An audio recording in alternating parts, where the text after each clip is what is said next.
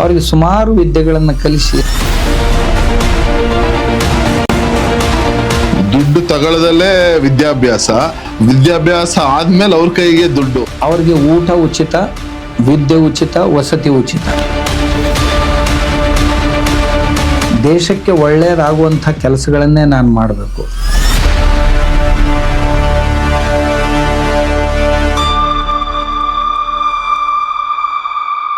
ಆಮೇಲೆ ನಿಮ್ಮ ಗುರುಕುಲದ ಒಂದು ವಿಶೇಷತೆ ಸುಮಾರು ಜನ ಮಾತಾಡ್ತಿರ್ತಾರೆ, ದುಡ್ಡು ತಗೊಳ್ಳದಲ್ಲೇ ವಿದ್ಯಾಭ್ಯಾಸ ಆದ್ಮೇಲೆ ಅವ್ರ ಕೈಗೆ ದುಡ್ಡು ಅಂತ ಕೇಳಿದೆ ಸ್ವಾಮೀಜಿ. ಅದು ಮಾಡ್ತಾ ಇದ್ದೀವಿ. 8 ವರ್ಷದ ಮಕ್ಕಳಿಗೆ ಪ್ರವೇಶ ಕೊಡ್ತೀವಿ. ಒಂದು 12 ವರ್ಷ ಮಕ್ಕಳು ನಮ್ಮ ಹತ್ರ ಇರ್ತಾರೆ. ಅವ್ರಿಗೆ ಸುಮಾರು ವಿದ್ಯೆಗಳನ್ನು ಕಲಿಸಿ ಸ್ವಾವಲಂಬಿ ಬದುಕನ್ನು ಹೇಗೆ ಕಟ್ಕೊಳ್ಬೇಕಾತ ಅನ್ನುವಷ್ಟು ಅವ್ರನ್ನ ತಯಾರು ಮಾಡ್ತೀವಿ. ಅವರಿಂದ ಅವ್ರಿಗೆ ಊಟ ಉಚಿತ, ವಿದ್ಯೆ ಉಚಿತ, ವಸತಿ ಉಚಿತ. ಇನ್ನು ಅವ್ರಿಗೆ ದೈನಂದಿನ ತಮ್ಮ ಏನು ಟೂತ್ ಪೇಸ್ಟು, ಬಟ್ಟೆ, ಬರೀ ಏನು ಬೇಕಾಗ್ತೋ ಅದನ್ನು ಅವ್ರ ಮನೆಯಿಂದ ಮಾಡ್ಕೋಬೇಕು. ಅವನ್ನೆಲ್ಲ ನಾವು ಕೊಡ್ಲಿಕ್ಕೆ ಆಗೋದಿಲ್ಲ. ಆಮೇಲೆ ಮನೆಗೆ ಹೋಗುವಾಗ ನಾವು ವಿಚಾರ ಮಾಡ್ತಾ ಇದ್ದೀವಿ, ಅವ್ರಿಗೊಂದು 5 ಲಕ್ಷ ರೂಪಾಯಿ ಕೊಡ್ಲಿಕ್ಕೆ ಸಾಧ್ಯ ಏನು ಅಂತ. ಅಂದರೆ ಆ ಮಕ್ಕಳು ಒಂದು 4-6 ವರ್ಷ, ಒಂದು 6 ವರ್ಷ ಅಧ್ಯಯನ ಮಾಡಿದ ನಂತರ ಒಂದು 6 ವರ್ಷ ಪ್ರಾಕ್ಟಿಕಲ್ ಶುರು ಆಗ್ತವೆ. ಆ ಪ್ರಾಕ್ಟಿಕಲ್ನಲ್ಲಿ ಸುಮಾರು ವಸ್ತುಗಳನ್ನು ಅವರು ತಯಾರು ಮಾಡಬೇಕು, ಮಾಡಿ ಅವ್ನು ಮಾರಾಟ ಮಾಡಬೇಕು. ಮಾರಾಟ ಮಾಡಿ ಅವನ್ನೆಲ್ಲ ಅವ್ರ ಖಾತೆಗೆ ಹಣವನ್ನು ಜಮಾ ಮಾಡಿ ಆ ಹಣವನ್ನು ಅವ್ರಿಗೆ ಕೊಡಬೇಕು. ಆ ತರ ಒಂದು ಯೋಚನೆ ಮಾಡ್ತಾರೆ.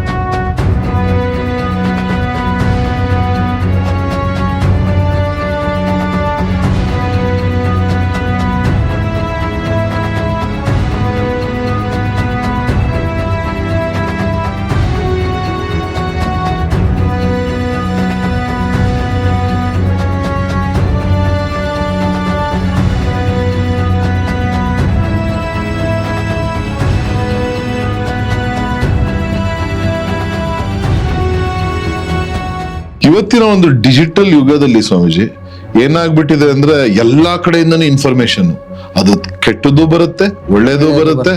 ಜನ ಒಂದು ಇಂಪ್ರೆಷನ್ ಅಥವಾ ಒಂದು ಫೈನಲ್ ಕನ್ಕ್ಲೂಷನ್ ಬೇಗ ಬಂದ್ಬಿಡ್ತಾನೆ. ಈಗ ಒಂಥರ ಈ ವಾಟ್ಸ್ಆಪ್ ಯೂನಿವರ್ಸಿಟಿಗಳಾಗಿ ಅದು ಹೇಳೋದೇ ಕರೆಕ್ಟ್ ಅಂತ ಬಂದ್ಬಿಡ್ತಾರೆ. ಸೊ ಇವತ್ತು ಯುವಕರಿಗೆ ಒಂದು ಸಂದೇಶ ಕೊಡೋದಾದ್ರೆ ಏನು? ಯುವಕರಿಗೆ ಸಂದೇಶ ಕೊಡೋದು ಏನು ಅಂದ್ರೆ, ಯುವಕರು ಯಾವುದೇ ಕ್ಷೇತ್ರದಲ್ಲಿ ಹೋಗ್ಲಿ ಯಾವಾಗಲೂ ದೇಶಾಭಿಮಾನ, ದೇಶಕ್ಕೆ ಒಳ್ಳೆಯದಾಗುವಂಥ ಕೆಲಸಗಳನ್ನೇ ನಾನು ಮಾಡಬೇಕು ಮತ್ತು ಪ್ರಾಮಾಣಿಕ, ದೇಶದ ಜೊತೆ ಯಾವಾಗಲೂ ದ್ರೋಹ ಮಾಡಬಾರ್ದು. ನನ್ನ ದೇವರು, ನನ್ನ ದೇಶ, ನನ್ನ ಧರ್ಮ, ಇವು ಮೂರನ್ನೂ ಪ್ರೀತಿಸುವಂಥ ವ್ಯಕ್ತಿ ಅವನಾಗಿರ್ಬೇಕು. ಆಮೇಲೆ ಯುವಕ ತನ್ನ ತಂದೆ ತಾಯಿಗಳ ಕಣ್ಣಲ್ಲಿ ನೀರು ಬರುವಂಥ ಯಾವ ಕೆಲಸನೂ ಮಾಡಬಾರ್ದು, ತಂದೆ ತಾಯಿಗಳಲ್ಲಿ. ಆಮೇಲೆ ನಮ್ಮ ಯುವಕ ಯಾವಾಗಲೂ ಭಿಕ್ಷುಕರಂತೆ ವರ್ತನೆ ಮಾಡಬಾರ್ದು, ಇದು ಸ್ವಾಭಿಮಾನಿಯಾಗಿರ್ಬೇಕು. ಇದು ನಾನು ನಿಮ್ಗೆ ಕೇಳ್ಬೇಕು ಅಂತ ಅನ್ಕೊಂಡಿದ್ದೆ ಸ್ವಾಮೀಜಿ. ನಿಜವಾಗ್ಲೂ ತಮ್ಮ ವ್ಯಕ್ತಿತ್ವದಲ್ಲಿ ನನಗಂತೂ ಆಕರ್ಷಣೆ ಆಗುವಂತದ್ದು ಒಂದು ಇದ್ದಂಗೆ ಹೇಳಂತದ್ದು, ಇನ್ನೊಂದು ನಿಮ್ಮ ಕಠೋರ ಸ್ವಾಭಿಮಾನ. ಒಂದು ಇದು ನೀವ್ ಯಾವಾಗ್ಲೂ ಹೇಳ್ತಾ ಇರ್ತೀರ, ನಾನು ಯಾವತ್ತೂ ಕೈ ಚಾಚಲ್ಲ ಅಂತ. ಈಗ ಇಷ್ಟೊಂದು ಕೆಲಸ ನಡೀತಾ ಇದೆ ನಿಮ್ಮ ಇದ್ರಲ್ಲಿ, ಹೇಗ್ ನಡೆಯುತ್ತೆ ಮತ್ತೆ? ನೋಡಿ, ನಮ್ಮ ಮಠಗಳಲ್ಲಿ ಸುಮಾರು ಪ್ರಾಜೆಕ್ಟ್ಗಳಿವೆ. ಅಂದ್ರೆ ಸಾಮಾಜಿಕ ಕಾರ್ಯಗಳನ್ನು ನಾವು ಅದಕ್ಕೆಲ್ಲ ತುಂಬಾ ಹಣ ಬೇಕಾಗುತ್ತೆ. ನಮ್ಮ ಗೋಶಾಲೆಗೆ ದಿನಕ್ಕೆ 1,50,000 ಖರ್ಚಿದೆ. ನಮ್ದು ಆನಂದಾಶ್ರಮ ಅಂತ ಅನಾಥ ಮಕ್ಕಳಿಗೆ ಶಾಲೆ ಇದೆ, ಅದಕ್ಕೂ ಲಕ್ಷಗಟ್ಟಲೆ ಬೇಕಾಗುತ್ತೆ ತಿಂಗಳ. ಆಮೇಲೆ ಗುರುಕುಲ ಇದೆ, ಅದಕ್ಕೂ 4-6 ಲಕ್ಷ ತಿಂಗಳ ಖರ್ಚಾಗುತ್ತೆ. ಹಾಸ್ಪಿಟ್ಲ್ ಇದೆ, ಅದಕ್ಕೆ ಬಡವರಿಗೆ ಖರ್ಚು ಮಾಡ್ಬೇಕಾಗುತ್ತೆ. ಆಮೇಲೆ ಇನ್ನೂ ಅಲ್ಲಿಂದ ಒಂದು 200 ಹಳ್ಳಿಗಳಲ್ಲಿ ಪ್ರಾಥಮಿಕ ಶಾಲೆಗಳು, ಸರ್ಕಾರಿ ಶಾಲೆಗಳನ್ನು ದತ್ತಕ್ಕೆ ತಗೊಂಡಿವಿ. ಅಲ್ಲಿ ಪ್ರತಿಯೊಂದು ಶಾಲೆಗಳನ್ನು ದತ್ತಕ್ಕೆ ತಗೊಂಡಿವಿ. ಆಮೇಲೆ ಅಲ್ಲಿ ನಮ್ಮ ಒಬ್ಬ ಶಿಕ್ಷಕರು ಕೆಲಸ ಮಾಡ್ತಾ ಇದ್ದಾರೆ ಮಠದ ವತಿಯಿಂದ.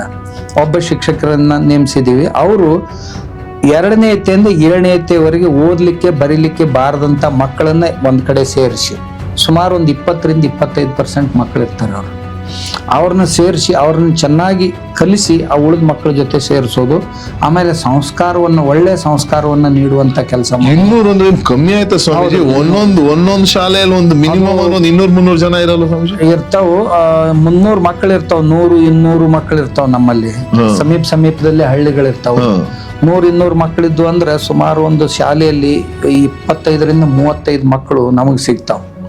ಇಂಥ ಮಕ್ಕಳು ಅವ್ರ ಮೇಲೆ ನಮ್ಮ ಟೀಚರ್ ಕೆಲಸ ಮಾಡ್ತಾರೆ, ಮಾಡಿ ಉಳಿದ ಮಕ್ಕಳ ಜೊತೆ ಸೇರಿಸ್ತಾರೆ.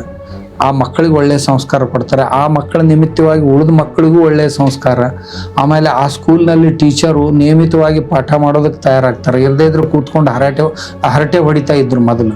ನಮ್ಮ ಶಿಕ್ಷಕರಲ್ಲಿ ಹೋದ ನಂತರ ಇವ್ರು ಏನಾದ್ರು ನಮ್ಮ ತಕರಾರು ಸ್ವಾಮೀಜಿ ಹತ್ರ ಹೇಳಿದ್ರು, ಸ್ವಾಮೀಜಿ ಸಿಇಒಗೆ ಹೇಳ್ಬೋದು, ಶಿಕ್ಷಣಾಧಿಕಾರಿಗೆ ತಕರಾರು ಮಾಡ್ಬೋದು, ಅದ್ ನಮ್ಮ ನೌಕರಿ ಹೋಗ್ಬೋದು ಅಂತ ಅವರು ಸರಿಯಾಗಿ. ಆಮೇಲೆ ಅವರು ಮಧ್ಯದಲ್ಲಿ ತಾವೇ ಎಲ್ಲೋ ಹೋಗ್ತಿದ್ರು ಬರ್ತಿದ್ರು, ಸೈಡ್ ಬಿಸ್ನೆಸ್ ಮಾಡ್ತಿದ್ರು. ನಮ್ಮ ಶಿಕ್ಷಕರು ಕೆಲವು ಜನ ತುಂಬಾ ಜನ ಸೈಡ್ ಬಿಸ್ನೆಸ್ ಮಾಡ್ತಾರೆ. ಅವ್ರದ್ದು ಶಾಲೆ ಶಿಕ್ಷಕರು ಅಂದ್ರೆ ಪಾರ್ಟ್ ಟೈಮ್ ಶಾಲೆ ಪಾರ್ಟ್ ಟೈಮ್, ಫುಲ್ ಟೈಮ್ ವ್ಯವಸಾಯ ಒಂದು ಇರ್ತಿತ್ತು. ಅದೆಲ್ಲ ಬಂದಾಯ್ತು. ಇದರಿಂದಾಗಿ ನಾವು ಕೋವಿಡ್ಗಿಂತ ಮುಂಚೆ 3,500 ಸ್ಕೂಲ್ಗಳನ್ನು 3,500 ಹಳ್ಳಿಗಳಲ್ಲಿ ಸ್ಕೂಲ್ಗಳನ್ನು ಮಾಡ್ತಿದ್ದೀವಿ. ಕೋವಿಡ್ ನಂತರ ಸ್ವಲ್ಪ ಡೊನೇಷನ್ ಕೊಡುವಂಥವ್ರು ಕಡಿಮೆ. ಈಗ ಒಬ್ಬೊಬ್ಬ ಶಿಕ್ಷಕರು ತನ್ನ ಸಂಬಳವನ್ನು ಒಬ್ಬೊಬ್ಬರು ಕೊಡ್ತಾರೆ, 12 ತಿಂಗಳ ಸಂಬಳವನ್ನು.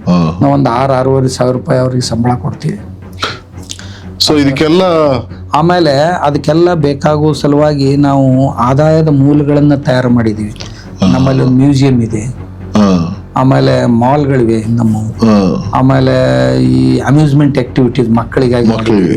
ಆಮೇಲೆ ಕ್ಯಾಂಟೀನ್ಗಳನ್ನು ಮಾಡಿದ್ವಿ ಮಠದಲ್ಲಿ, 3-4 ಕ್ಯಾಂಟೀನ್ಸ್ ಇವೆ. ಹೀಗೆ ಬೇರೆ ಬೇರೆ ಚಟುವಟಿಕೆಗಳನ್ನು ಮಾಡಿ ಅದರಿಂದ ಬಂದ ಹಣವನ್ನು ಇದಕ್ಕೆಲ್ಲ ಬಳಸ್ತೀವಿ. ಯಾರಿಂದನೂ ಹಣ ಕೇಳೋದಿಲ್ಲ, ಆದ್ರೆ ನಮ್ ಜನ ಹಣ ತಂದು ಕೊಡ್ತಾರೆ. ಬೇಡವಾತ ಜಂಗಮನಲ್ಲ, ನೀಡದಾತ ಭಕ್ತನಲ್ಲ ಅಂತ ಪ್ರಭುದೇವ್ರು ಏನ್ ಹೇಳ್ಯಾರ. ಆ ಸಿದ್ಧಾಂತದ ಪ್ರಕಾರ ನಮ್ಮ ಮಠದ ಭಕ್ತರೆಲ್ಲ ತುಂಬಾ ಅರ್ಪಣೆ ಮಾಡ್ತಾರೆ. ಆ ಹಣವನ್ನು ನಾವು ಅದಕ್ಕೆ ಬಳಸ್ತೀವಿ. ಯಾಕಂದ್ರೆ ಜನರಿಗೆ ಗೊತ್ತಿದೆ ನಮ್ಮ ಒಂದೊಂದು ದುಡ್ಡು ಸಹಿತ ಇಲ್ಲಿ ಒಳ್ಳೆ ಕೆಲಸಕ್ಕೆ ಖರ್ಚಾಗುತ್ತೆ ಅನ್ನೋ ಭರವಸೆ ಇದೆ ಜನರಲ್ಲಿ.